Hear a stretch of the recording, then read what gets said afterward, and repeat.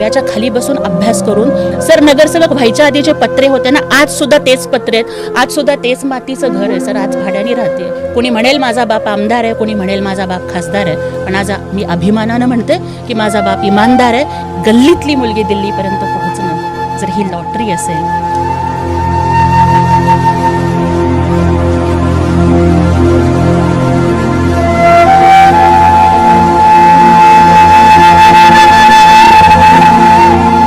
जसं एखादी मशाल जळायला, एखादा दिवा जळायला तेल लागतं ना सर, त्याच पद्धतीनं गरिबाच्या डोळ्यातलं पाणी आणि गरिबाच्या पोटामधली भूक हे त्यांच्या संघर्षाचं इंधन असतं. तेव्हा वृत्तनिवेदन म्हणजे साडी हवी.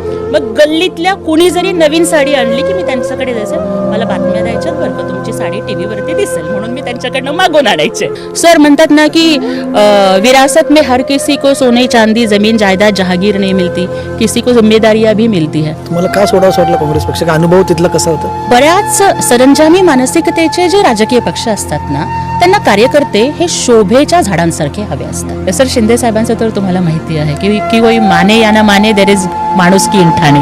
ज्योती वाघमारे यांच्या उमेदवारीमुळे पक्षात नाराजी आहे अनेकांची. सर ज्योति नाम का मतलब फ्लॉवर नहीं होता सर, फायर होता है सर, फायर. नमस्कार, आपण पाहता झी24 तास. मी कमलेश सुतार. टू द पॉइंटच्या नवीन भागामध्ये आपल्या सगळ्यांचं पुन्हा एकदा स्वागत आहे. नवीन पाहुणे आज आपल्यासोबत चर्चेला आहेत. राज्यसभेसाठी महाराष्ट्रातनं ज्या नावांची घोषणा झाली त्यात एका नावाने सगळ्यांचंच लक्ष वेधून घेतलं. भारतीय जनता पक्षाकडनं जे 4 उमेदवार आले किंवा शरद पवारांचं नाव आलं, त्याच्याशिवाय शिवसेनेतनं कोणाचं नाव असेल याच्यावरती अनेकांची चर्चा होते आणि एक सरप्राईज नाव समोर आलं. आंबेडकरी चळवळीतनं सुरुवात करत शिवसेनेच्या पक्षाच्या एक फायर ब्रँड प्रवक्त्या म्हणून त्या समोर आल्या आणि अवघ्या काही दिवसांमध्ये त्यांची महाराष्ट्राला ओळख झाली आणि आता राज्यसभेसाठी जवळजवळ त्यांचं जाणं निश्चित आहे, कारण बिनविरोधच या निवडणुका होत आहेत. ज्योती वाघमारे, डॉक्टर ज्योती वाघमारे आपल्यासोबत आहेत, शिवसेनेच्या प्रवक्त्या, आणि आता त्यांचा राज्यसभेचा प्रवेश अत्यंत सुकर झाला असं मी म्हणतात. खूप खूप स्वागत आहे टू द पॉईंटमध्ये. धन्यवाद सर.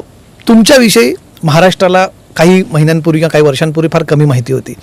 अचानक ज्योती वाघमारे काँग्रेसमध्ये असताना एक लो प्रोफाईल राहणाऱ्या नेत्या, आणि आता अचानक राज्यसभा. अनेकांनी याच्याविषयी जेव्हा पत्रकारांमध्ये चर्चा होती तेव्हा लॉटरी लागली असा अनेकांनी शब्द वापरला. म्हणजे तो शब्दप्रयोग तुम्हाला व्यक्तिशः पटतो का? सर जर एका कष्टकरी आईबापाच्या पोटी जन्माला आलेल्या मुलीला जर त्या कष्टाची, गरिबीची, दुःखाची, आसवांची आणि भुकेची, संघर्षाची जाण असणाऱ्या नेत्यानं संधी देणं, हे जर सो कॉल्ड लोकांच्या मध्ये जर लॉटरी लागणं असा जर त्याचा अर्थ घेतला जात असेल, तर मला वाटतं की त्या लोकांच्या मॅच्युरिटीबद्दल मला थोडासा संशय येतो सर. काय असते सर क्वालिफिकेशन? भारताचं संविधान सांगतं ना की 25 वर्ष 30 वर्ष पूर्ण असणारा, सज्ञान असणारा प्रत्येक माणूस निवडणुका लढवू शकतो. म्हणजे मग जर एखाद्या सो कॉल्ड प्रतिष्ठित आईबापाच्या पोटी जन्माला आलेल्या व्यक्तीला जेव्हा संधी दिली जाते, भले मग ती घराणेशाहीतून दिली असेल किंवा कशीही असेल, त्यांच्यावरती नाही प्रश्नचिन्ह उभं केलं जात सर. परंतु गरीब आईबापाच्या पोटी जन्माला आलेल्याचं सगळ्यात मोठं, मी दुःख म्हणणार नाही, परंतु सोपं असतं ना टार्गेट करणं. पण चलो कुछ बात नाही सर, माझ्या परफॉर्मन्सने मी दाखवून देईन की ही लॉटरी नव्हती, ही मेहरबानी नव्हती, तर एका गरिबीची जाण असणाऱ्या दिलदार नेत्यानं एका कष्टकरी संघर्ष कन्येला दिलेली ही सन्मानाची, लाडक्या बहिणीची ओवाळणी होती. हे महाराष्ट्र बघेल सर, कारण माझी स्टोरी माझी नाही आहे सर. ऐका ऐका दोस्तांनो आई बापाची कहाणी, बाप नारळी खोबर माय नारळाचं पाणी. सोलापूरच्या जगजीवनराम झोपडपट्टीत जन्माला आलेल्या दलित पॅन्थरचा कार्यकर्ता असणाऱ्या नागनाथ वाघमारेची ही गोष्ट आहे सर. जी सावित्री वाघमारे नाकातोंडात कापूस गेला तरी चादरीच्या कारखान्यामध्ये थुंकीतनं रक्त पडलं तरी सुद्धा पोरांची भूक भागावी म्हणून थुंकीतनं रक्त पडताना सुद्धा चादरीच्या कारखान्यात काम करणाऱ्या माझ्या आईची गोष्ट आहे सर ही. ज्या समाजामध्ये पोरींना शिकवलं जात नव्हतं, 12-13व्या वर्षामध्ये मुलगी मोठी झाली की तिचं लग्न केलं जायचं, त्या समाजामध्ये लोकांनी अरे दुसऱ्याच्या घरी जाणार आहे ती, का तिला शिकवताय असं म्हणताना सुद्धा मुलाला, म्हणजे माझ्या आईबापाची परिस्थिती नव्हती म्हणून सर त्यांनी भावांची शिक्षणं थांबवली, पण त्यांनी मला शिकवलं. मी घरातली मोठी होते, मी जन्माला आले, बाप वेटर म्हणून काम करत होता सर. जिलेबी नाही वाटली बापांनी, पेढे वाटले. माझ्या आईबापांची स्वप्न त्यांनी माझ्या डोळ्यामध्ये बघितलेली आहेत. आणि सर जर घरात लाईट नसताना 10x10ची खोली. सर आमच्याकडे अभ्यासाला बसल्यानंतर कॉम्प्लान देणारी कॉम्प्लान ममा नाहीये माझ्याकडे. संध्याकाळी आई आणि बाप जेव्हा परत यायचे ना सर, वाट बघत बसायचो आम्ही. आणि अक्षरशः म्हणजे आमच्या घराच्या शेजारी एक झाडू मारणारी बाई राहायची सर. आणि त्यावेळेला महापालिकेत झाडूवाली म्हणून काम केल्यानंतर तिला वाळलेल्या भाकऱ्या द्यायच्या. आम्ही तिच्याकडून त्या वाळलेल्या भाकऱ्या आणायचो सर. आई आल्यानंतर 1 रुपयाचं लाल तिखट विकत आणायचो आणि त्या वाळलेल्या भाकऱ्या चुरून पाणी आणि तिखट घालून खायचो. आणि घरात लाईट नसताना महापालिकेच्या दिव्याच्या खाली बसून अभ्यास करून मी सोलापूर महानगरपालिकेच्या सगळ्या शाळांच्या मध्ये 10वीत पहिली आले सर.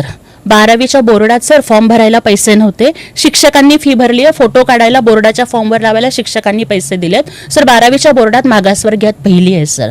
12वीच्या बोर्डात पुणे बोर्डात जनरलमध्ये 13वी आहे. सोलापूर जिल्ह्यात जनरलमध्ये पहिली आहे सर. 800 कला शाखेतून. कला शाखा का घ्यावी लागली सर माहिती आहे? कारण 10वी मध्ये सर 83% मार्क पडलेले होते. जीपीला माझा गव्हर्नमेंट पॉलिटेक्निकला आणि रिझर्वेशन मधून नाही आहे सर. मी ओपनमधनं माझा कम्प्युटर इंजिनिअरिंगला नंबर लागला होता. 3000 रुपये फी भरायला नव्हते सर. कला शाखा घ्यावी लागली, परिस्थिती नव्हती म्हणून. पण कला शाखेतनं बोर्डातनं आले सर, जिल्ह्यात जनरलमधनं.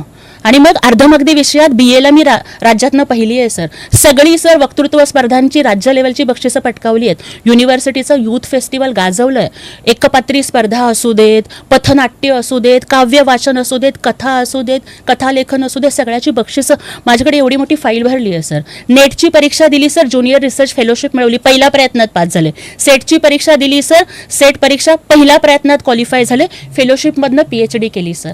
आणि जर इतकं सगळं असून सुद्धा जर माझा बाप मोठा नाही, माझी आई मोठी नाही, माझं आडनाव मोठं नाही, म्हणून जर हे लोक मला लॉटरी लागणं म्हणत असतील ना सर, मी स्वागत करेन त्यांचं.